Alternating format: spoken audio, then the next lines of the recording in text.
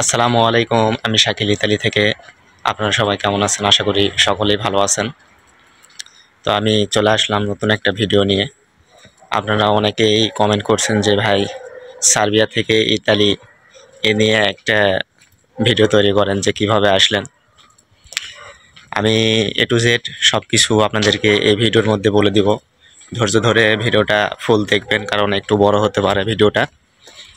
কারণ এত দূর থেকে এত জার্নি এত করে আসছি, অল্প 1 মিনিট 2 মিনিটের মধ্যেই বলা সম্ভব না। তো আশা করি সব কিছু সঠিক যেটা সেটাই জানতে পারবেন।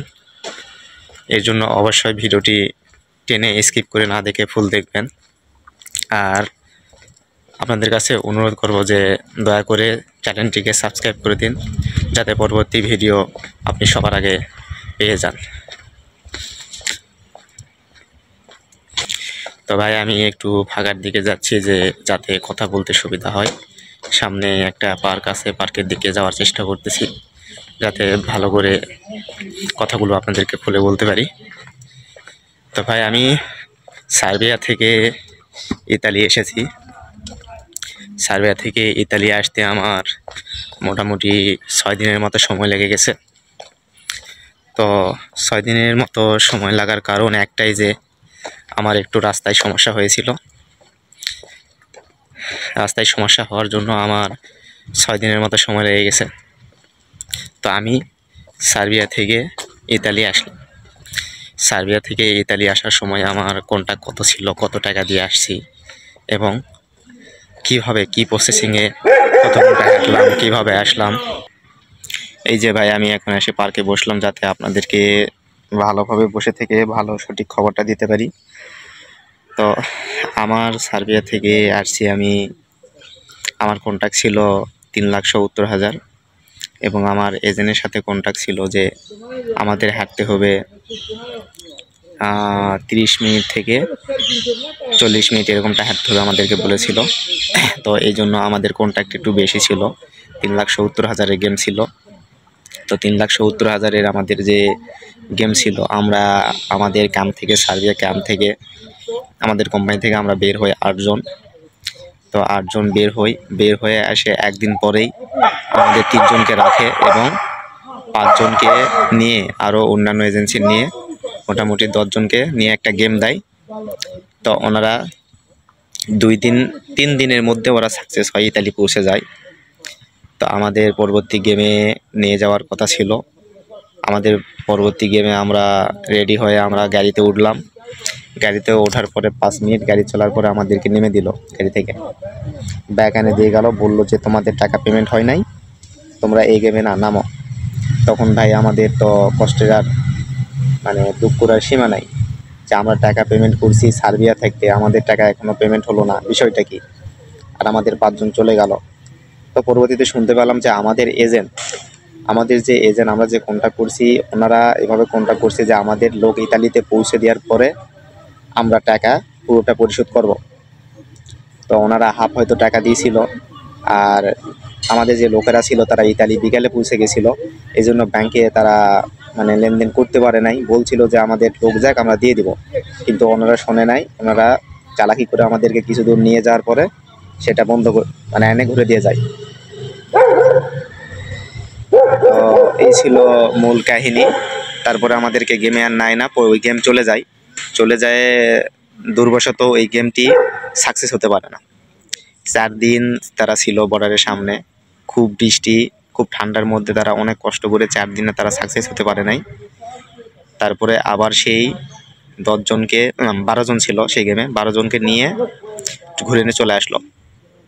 সাকসেস হতে পারে নাই, নিয়ে চলে আসার পরে আবার সেই গেমে একদিন রেস্ট করার পরে পরবর্তী সেই গেমে আমাদেরকে 3 জনকে দেয়। 3 জনকে সেই গেমে দেয়। গেমে দেওয়ার পরে আমরা যাই। তো সেই সময়টা বর্ডার অনেকটা হার্ড ছিল, কারণ যে গেমটা তারা ছাড়ছিল সেই গেমের 2 দিন আগেই ক্রোয়েশিয়া বর্ডারে একজন বাঙালি মৃত লাশ পাওয়া যায়। তো কি কারণে জানি না, হয়তো অসুস্থ হয়ে যাওয়ার কারণে হয়তো মারা গেছে। তো মারা যাওয়ার জন্য বর্ডারটা লাশে পাওয়ার জন্য, বর্ডারে লাশ পাওয়ার জন্য বর্ডারটা আরও করা হয়ে যায়, আরও হার্ড হয়ে যায়। তখন ঢুকতে পারে না। তখন কি করলো, আমাদের গেম সাকসেস করার জন্য, ওই গেমটা সাকসেস করার জন্য তখন আমাদেরকে অন্য সাইড দিয়ে নেয়। তখন আমরা রাত 12টার দিকে বের হলাম বসনিয়া ক্যাম্প থেকে, সার্বিয়া থেকে বসনিয়া আসছিলাম। বসনিয়ার থেকে সেই ক্যাম্প থেকে আমরা বের হলাম 12টার দিকে বের হয়ে আমরা মোটামুটি 3টার দিকে আমরা ক্রোয়েশিয়া বর্ডারের সামনে চলে আসি।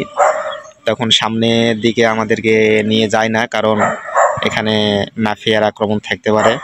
বসনিয়ার জঙ্গলে অনেকটা মাফিয়া এরিয়া থাকে, সেটা আপনারা জানেন। তো মাফিয়ার আক্রমণ থাকতে পারে, সেই জন্য আমাদের সামনে নিয়ে যায় না, পুরাতন একটা বাড়িতে নিয়ে রাখে।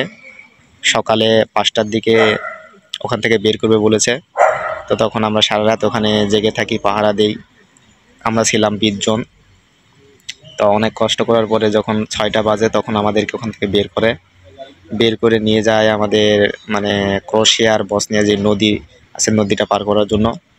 তো ওখান থেকে আমাদের নদীর কাছে নিয়ে যায়। তারপরে 10টার দিকে আমাদেরকে নদীটা একটা নৌকা বোট দিয়ে সেখান থেকে আমাদেরকে পার করে ক্রোয়েশিয়ার মধ্যে ঢোকায়। ক্রোয়েশিয়ার জঙ্গলে নিয়ে যায়, আমাদেরকে একটু দূরে নিয়ে যায়। ওখানে সবাইকে এক রাত রাখে। ওখানে আমরা সকালে ঢুকলাম, সারাদিন ওখানে বসে থেকে তারপরে সারা রাত ওখানে কাটানোর পরে পরের দিন সকালে 7টার দিক থেকে আমরা হাঁটা শুরু করলাম। আমাদেরকে বলেছিল যে 2 ঘন্টা হাঁটলেই পেয়ে যাব ক্রোয়েশিয়া রাস্তা। তো আমরা হাঁটা শুরু করলাম। হাঁটতে 2 ঘন্টার পথ শেষ হয় না। মোটামুটি 4 ঘন্টা হাঁটার পরে রেস্ট দেওয়ার পরে এখন বলতেছে যে আর আধা ঘন্টা। তো ভাই আধা ঘন্টা বলতে আরও 3 ঘন্টা হেঁটে ফেল দিলাম, তারপরেও শেষ হয় না। আবার রেস্ট দিলাম। রেস্ট দিয়ে বলতেছে বিকালে আর 1 ঘন্টা আধা ঘন্টা এই রাস্তাটা খুব জোরে হাঁটতে হবে, তাহলেই পেয়ে যাব। আমরা রেস্ট করলাম। রেস্ট করার পরে বিকেলে আবার আধা ঘন্টা সেই রাস্তা হাঁটা শুরু করলাম। হাঁটতে 4 ঘন্টা হাঁটার পরে রাস্তা শেষ হয় না। আসলে আমাদেরকে মানে মনোযোগটা ধরে রাখছে আধা ঘন্টা, 1 ঘন্টা, 2 ঘন্টা বলার কারণ যে আমাদেরকে যদি বলে যে একটানা 7 ঘন্টা, 8 ঘন্টা বা 11 ঘন্টা হাঁটতে হবে দিনে, তাহলে আমাদের মনোযোগটা ভেঙে যাবে। আমাদেরকে মনোযোগ ধরার জন্য তারা এভাবে বলেছে। তো সর্বমোট ভাই আমাদের হাঁটতে হয়েছে 11 ঘন্টা। কিন্তু ভাই এখন বলতে পারেন যে 3,70,000 টাকা দিয়ে 11 ঘন্টা হাঁটছেন, কারণ একটাই ভাই, আমাদের যারা আসছে তাদের গেমটা হয়েছে 2.5 থেকে 3 ঘন্টার মধ্যে হাঁটছে তারা। আমাদের যে 8 জন আসছেন তার মধ্যে 5 জন যারা গেছে তারা হাঁটছে 2.5 থেকে 3 ঘন্টা। কিন্তু ওই যে গেমের ঝামেলার জন্য, লাশ পাওয়ার জন্য বর্ডারে করা ছিল, বর্ডার ওই সাইডটায় ঢোকাতে পারে নাই, এই জন্য আমাদের এতক্ষণ হাঁটতে হয়েছে। মানে কপালটা খারাপ ছিল, নসিবটা খারাপ ছিল জন্য মানে আমাদের হাঁটতে হয়েছে। তো তারপরে আমরা পার হলাম। রাতে 9টার দিকে আমরা ক্রোয়েশিয়ার মেন রোডে উঠলাম। ওঠার পরে আমাদের 2টা গাড়ি ছিল, 10 জন করে 20 জন আমাদেরকে নিয়ে যাবে জাকরিব। তো এর জন্য আমাদের 10 জন গাড়িতে উঠাই দিল। আর আমাদের গাড়িতে ছিল 2 জন মুরব্বী। 2 জন মুরব্বী বয়স অনেক ছিল, মোটামুটি 50-60-এর মতো বয়স ছিল। তো ওনারা পিছন থেকে আমরা আস্তে হারিয়ে গেছিলাম। ওনাদেরকে 1 ঘন্টা খুঁজে না পাওয়ার জন্য তখন আমাদের গাড়িটা লেট হয়ে যাওয়াতে যখন 1 ঘন্টা পর পাই, তখন ভাই যদি কেউ গেম দেন তাহলে ডঙ্কারের কথা সবসময় শুনবেন। ডঙ্কারকে টার্গেট করবেন যে ডঙ্কার কোন দিক দিয়ে যাচ্ছে, কীভাবে যাচ্ছে। কারণ ডঙ্কারের কথা যদি না শুনেন, ডঙ্কারের যদি টার্গেট না করেন, তাহলে ডঙ্কার আপনাকে কিন্তু মারবে ভাই। ওই মুরব্বী মানুষকে যখন 2 মুরব্বী মানুষকে যখন ল্যাপটাইস আর মারছে, খুব কষ্ট হচ্ছিল ভাই। এতটাই মারছে ডঙ্কাররা, খুব মারছে, অনেক বয়স, খুব ল্যাপটাইসে মারছে। কারণ ওনাদের দোষ ছিল যে ওনারা এসে রাস্তার মাঝখানে বসে থাকা যাবে না ভাই, কারণ এটা জঙ্গল, কখন মাফিয়া আসবে, কখন এসে আপনাকে ধরে ফেল দিবে, কোন আক্রমণে পড়বেন। ওনাদের একটা দায়িত্ব থাকে যে ভালো মতো মানুষকে পৌঁছে দেওয়ার। তো যাই হোক, তখন মুরব্বীরা আসার পরে 1 ঘন্টা পর আমাদের গাড়ি ছাড়ে। 1 ঘন্টা পর গাড়ি ছাড়ার পরে আমরা যখন গাড়িতে উঠি তখন 4 জনের সিটে ভাই 10 জন। একটা গাড়িতে 4 জনের সিটে 10 জন কীভাবে ঢোকে? অনেক কষ্ট করে এর উপরে ওর উপরে পেলাপেলি করে ওঠার পরে মানে গেটটা আর লাগে নাই, মোটামুটি গাড়ি টান দিয়ে দিয়েছে 2-3 মিনিট, গেটটা লাগে নাই। আর ওই রাস্তাটা এমন রাস্তা যে ক্রোয়েশিয়ার এমন একটা রাস্তা, সব সময় 3টা-4টা গাড়ির পরই একটা পুলিশের গাড়ি থাকে, টহলে থাকে। আর মেন রোডে লোক উঠানো খুবই কষ্টকর। তো মেন রোডে উঠাই একটু দরজা ফাঁকা ছিল, ফাঁকা থাকার কারণে পুলিশ আমাদেরকে টার্গেট করে ফেলে। তো পুলিশ যখন আমাদেরকে টার্গেট করে ফেলে তখন রাস্তার কিছু দূর নিয়ে যায় আমাদেরকে। ড্রাইভার বলে যে গাড়ির সমস্যা হয়েছে, তোমার নামো।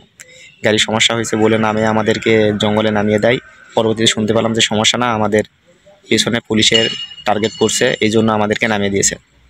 তো ভাই ওখানে আমরা সারা রাতটা সারা দিনটা থেকে গেলাম। এতটাই কষ্ট ছিল ভাই, কষ্টের কথা কাউকে বলে বোঝানো যাবে না। যে আমাদের কাছে যে আমরা গাড়িতে চলে যাব, জাকির চলে যাব, এরপরে আমরা স্লোভেনিয়া ঢুকবো, এর উদ্দেশ্য করে আমরা রওনা দিয়েছিলাম। আমাদের কাছে যা ঠান্ডা ছিল, পানি ছিল, সব কিছু আমরা ফালাই দিছি। খাবার কিছু ছিল, কিন্তু পানি না থাকলে খাবার খাবেন কীভাবে ভাই? আমরা সারা রাত কিছু খাই নাই, সারা রাত পানি এক ফোঁটা পাই নাই। সারাদিন চলে গেছে, আবার পরের দিন রাত পর্যন্ত আমাদের এক ফোঁটা পানি ছিল না। আমরা 36 ঘন্টা মোট 9 জন একবারে পানি ছাড়া ছিলাম। এমন 2 জন লোক ছিল আমাদের যে ওরা শুধু কথা বলতে পারে না, গোড়াগড়ি মাটিতে গোড়াগড়ি পারে, আল্লাহ আল্লাহ বলতেছিল, সবাই আল্লাহকে ডাকতেছিল যে মনে হয় যে আর বাঁচবে না, এরকম অবস্থা হয়ে গেছিল। তো দুর্বশত আমাদের এই সমস্যা হয়ে যায়। আসলে গেমে এরকম সমস্যা হয় না, যদি কপাল খারাপ হয়, নসিব যদি আপনি খারাপ হয় তাহলে এরকমটা হয়। তো পরবর্তীতে পরের দিন 11টার সময় আমাদেরকে গাড়িতে উঠাই। গাড়িতে উঠানোর পরে 10-15 মিনিট গাড়ি, আমরা জঙ্গল থেকে যেহেতু উঠছি, হয়তো টার্গেট করছিল আমাদের গাড়িটাকে। 10-15 মিনিট গাড়ি চালানোর পরে পুলিশ আমাদের পিছনে ধাওয়া শুরু করে। সামনেও পুলিশ এবং মাঝখানেও একটা পুলিশের গাড়ি দেখা যায়। পরবর্তীতে আমাদেরকে আর উদ্ধার করতে মানে সেফভাবে পৌঁছাতে পারতেছিল না। তখন আমাদের পাকিস্তানি 2টা ড্রাইভার ছিল। পাকিস্তানি 2টা ড্রাইভার এক জায়গায় গাড়ি দাঁড় করে ওনারা গাড়িটা লক করে দৌড়ে পালিয়ে চলে যায়। আর আমাদেরকে তখন পুলিশে ধরে ফেলে। তো ভাই তারপরেই আমাদেরকে পুলিশে নিয়ে চলে যায় ক্যাম্পে নিয়ে যাওয়ার পরে এর ভিডিও একটা দেওয়া আছে, যেহেতু এই জন্য আমি এই কথাটা বললাম না। আর ক্রোশিয়া নিয়ে আবার একটা ভিডিও করব।